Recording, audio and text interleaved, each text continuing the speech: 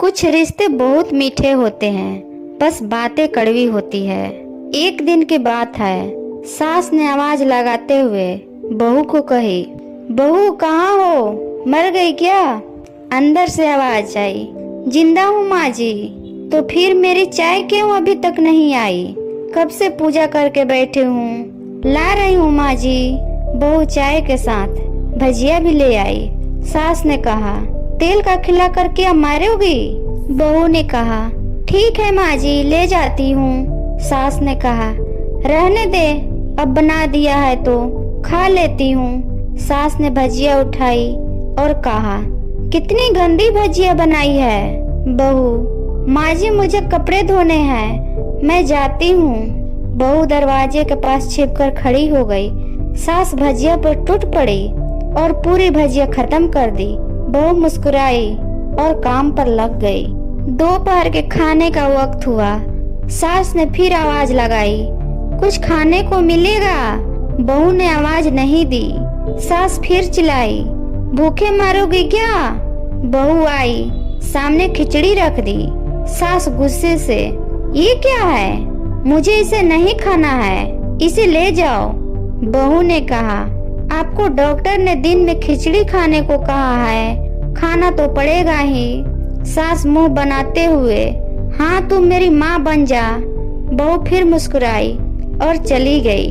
आज इनके घर पूजा थी। बहू सुबह 4 बजे से उठ गई। पहले स्नान किया, फिर फूल लाई, माला बनाई, रसोई साफ की, पकवान और भोज बनाया। सुबह के 10 बज गए। अब सास भी उठ चुकी थी। बहू अब पंडित जी के साथ भगवान के वस्त्र तैयार कर रही थी। आज ऑफिस की छुट्टी भी थी। उनके पति भी घर पर थे। पूजा शुरू हुई। सास चिल्लाती, बहू ये नहीं है, वो नहीं है। बहू दौड़ी दौड़ी आती और सब करती। अब दोपहर के 3 बज गए थे। आरती की तैयारी चल रही थी। पंडित जी ने सबको आरती के लिए बुलाया और सबके हाथ में थाली दी। जैसे ही बहू ने थाली पकड़ी, थाली हाथों से गिर पड़ी। शायद भोज बनाते हुए बहू के हाथों में तेल लगा था, जिसे वो पूछना भूल गई थी। सारे लोग तरह तरह के बात करने लगे। कैसी बहू है, कुछ नहीं आता, एक काम भी ठीक से नहीं कर सकती, न जाने कैसी बहू उठा लाए, एक आरती की थाली भी संभाल नहीं सकी। उसके पति भी गुस्सा हो गए, पर सास चुप रही, कुछ नहीं कहा, बस यही बोल के छोड़ दिया, सीख रही है, सब सीख जाएगी धीरे धीरे। अब सबको खाना परोसा जाने लगा। बहू दौड़ दौड़ के खाना देती, फिर पानी लाती। करीब 70 से 80 लोग हो गए थे। इधर 2 नौकर और बहू अकेले, फिर भी वहाँ सारा काम बहुत ही अच्छे तरीके से करती। अब उसकी सास और कुछ आस पड़ोस के लोग खाने पर बैठे। बहू ने खाना परोसना शुरू किया। सबको खाना दे दिया गया। जैसे ही पहला निवाला सास ने खाया, तुमने नमक ठीक नहीं डाला क्या? एक काम ठीक से नहीं करती, पता नहीं मेरे बाद कैसे ये घर संभालेगी।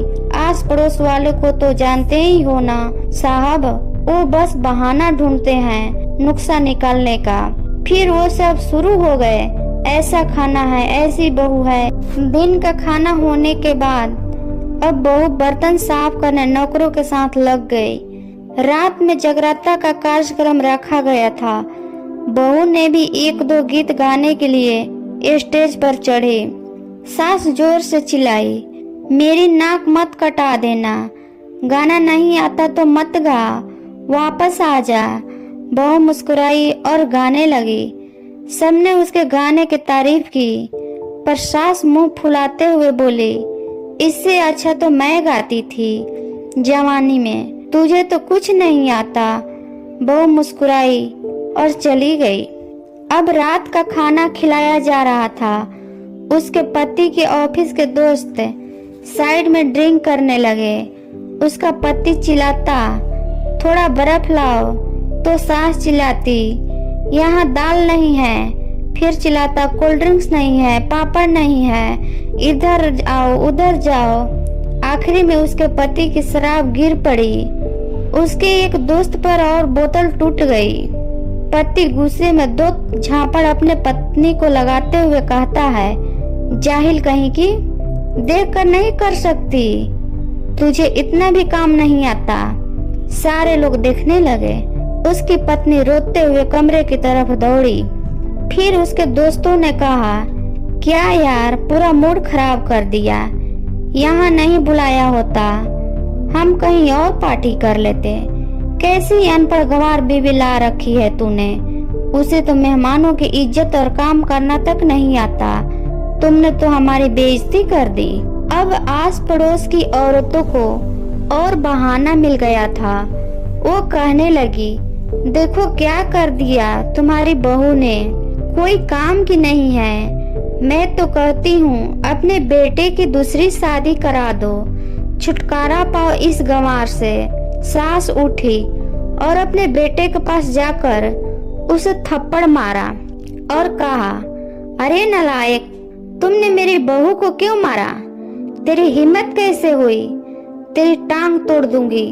उसके बेटे के दोस्त कुछ कहने ही वाले थे कि उसकी माँ ने घूरते हुए कहा, चुप, बिल्कुल चुप, यहाँ दारू पीने आए हो, जबकि पता है आज पूजा है और तुम्हें पार्टी करनी है।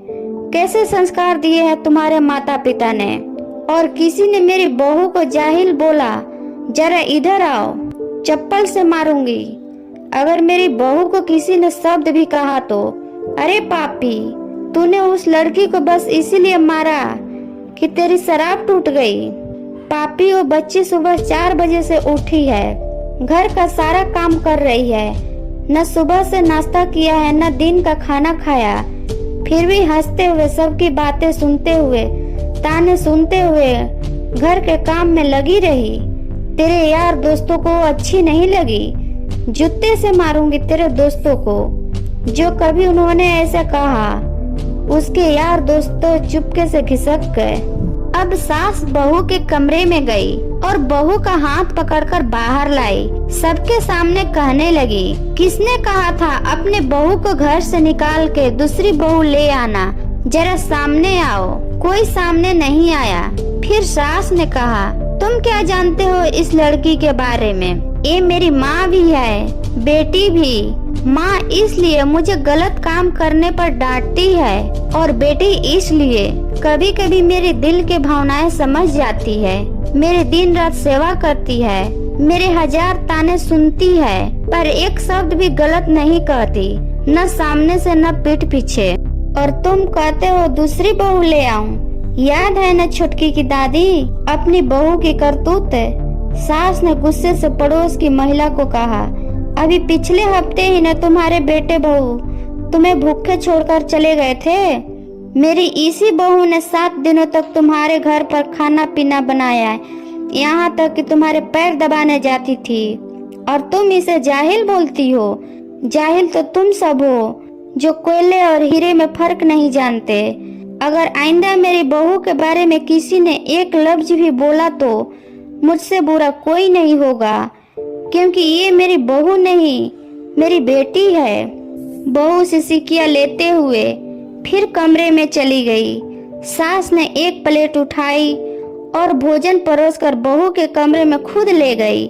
सास को भोजन लाते देखा तो बहू ने कहा, अरे माँ जी, आप क्या कर रही हो? मैं खुद ले लेती। सास ने प्यार से ताना मारते हुए कहा, डर मत, इसमें जहर नहीं है, मार नहीं डालूंगी तुझे।